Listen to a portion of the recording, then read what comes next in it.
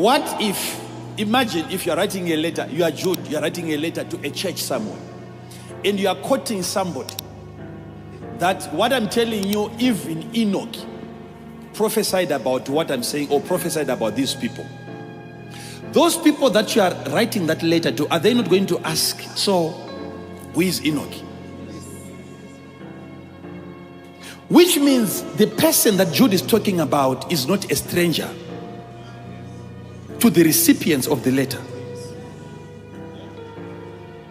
Which means there is information already available to the people. They have access to the book of Enoch. For Jude to make a reference to the prophecies that were given by Enoch. Because they were going to ask a question, so who is this Enoch?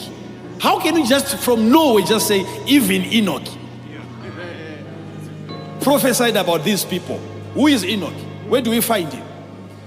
Which means these people had access to certain resources that we no longer have access to now.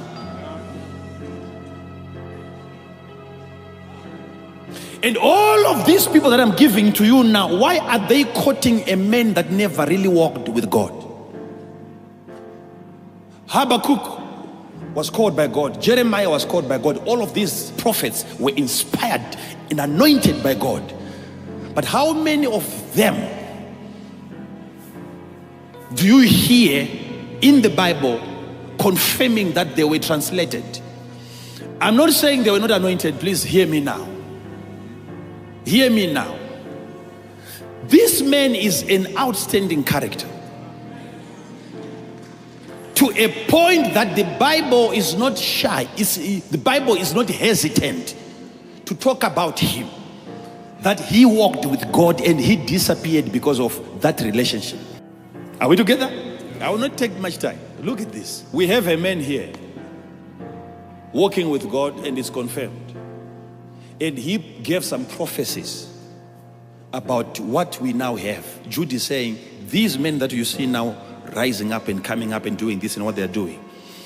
There was a prophet in the past by the name Enoch who prophesied about them, which means he's a true prophet. My problem now is when people begin to say the entire book of Enoch is rubbish, and yet you have a reference in your inspired book talking about a man who wrote a book that is not inspired. That's where I have a problem now with theologians. You will notice if you come across the book, I wouldn't want you to just read it without an interpreter. The way that that man prophesied is much more detailed than any of the prophets that you can talk of. Enoch was able to see even the flood that came during the time of Noah, and he gave it in form of prophecy, and he told the people, and his prophecy was accurate even up to the number of the people that were going to be saved. And he even gave a description of the ark that he saw in a vision. Okay? Because we can't just have a scripture that says somebody walked with God and you reject his work. You reject his prophecies. You reject anything that he wrote. How can you do that? And the ones that you have accepted, we don't hear whether those people really were translated after their work. There is a man that we are sure of. There is a man that we are sure. Please, can you see that something terrible was done? It was deliberate. Some group of people didn't want us to have access to certain information. Yes. And some of these books that we're talking about, maybe they're now part of the Apocrypha. I'm saying this because next week I will take you there. I want to show you some things. Because we're talking about demons, right? A man who walked with God, I don't have a problem. You see, let me conclude this part. We hear of the book of Joshua in the Bible. Yeah? It's written in the book of Joshua. Okay? If you try to look for the book of Joshua, you can't find it. Okay. Right. If you say this Bible is inspired, every scripture, every verse is inspired, which means the verse that talks about the book of Joshua is also inspired. I don't like the idea. Listen to me now, please. How can I explain this? I know there are so many books out there that are not inspired, but don't allow those books to be mentioned in an inspired book. Yeah.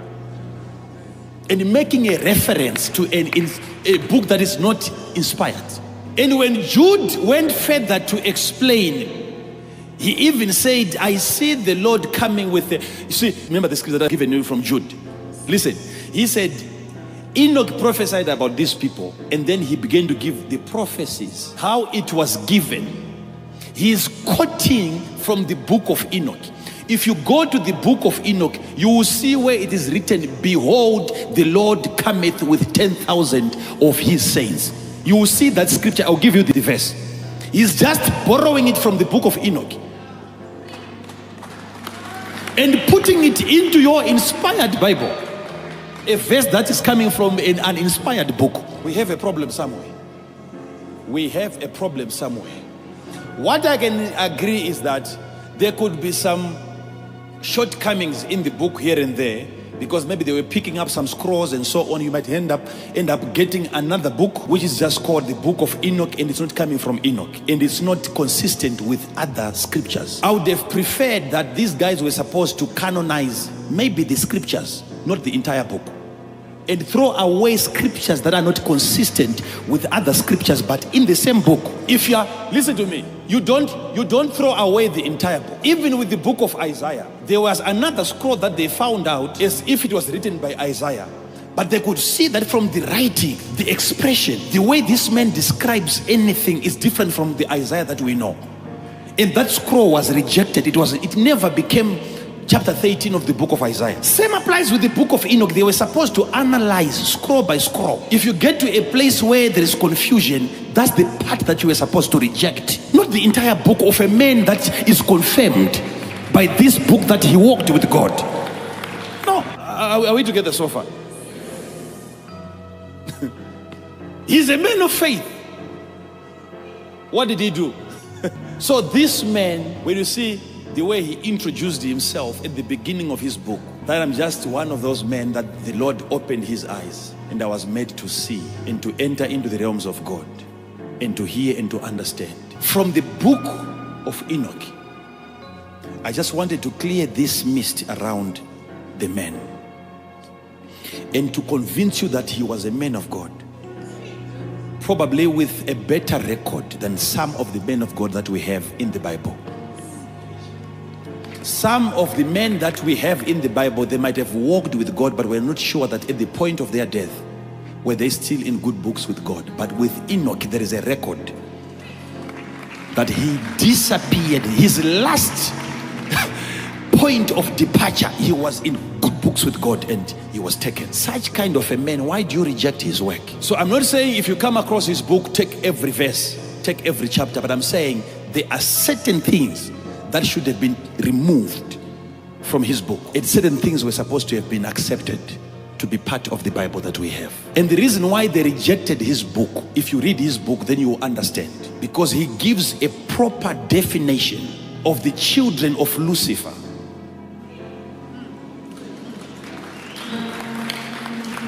He describes what we now see during our time in detail. And some of the people that were canonizing the Bible were not comfortable with that kind of a description. It's too detailed. His prophetic ministry was able to really describe and to expose the activities of the devil to a point that if you will get to chapter 6 of the book of Genesis and we go to chapter 9 of the book of Genesis, and you will see the way he described the events there.